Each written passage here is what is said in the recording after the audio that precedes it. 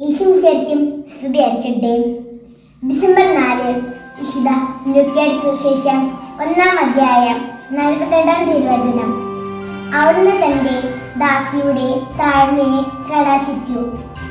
എളിയവരെ ഉയർത്തുന്ന ദൈവം എളിയവരുടെ തലത്തിലേക്ക് ഇറങ്ങി വന്നതിന്റെ അനുസ്മരണമാണല്ലോ ക്രിസ്മസ്.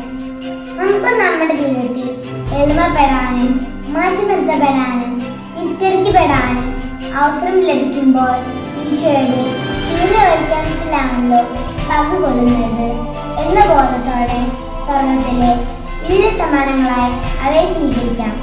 ഈ 4-ാം ദിനത്തിൽ ഈശോയോട് എളിമ എന്ന പുണ്യ ധ്യാനമായി ഞങ്ങൾക്ക് തരണമേ എന്ന് 10 പ്രാവശ്യം പ്രാർത്ഥിച്ച് ഉണ്ണീശോയെ ഉടുപ്പണിയിക്കാം. എല്ലാവർക്കും ഹൃദയം നിറഞ്ഞ ക്രിസ്മസ് ആശംസകൾ നേരുന്നു. നന്ദി. ജയ് ക്രൈസ്റ്റ്.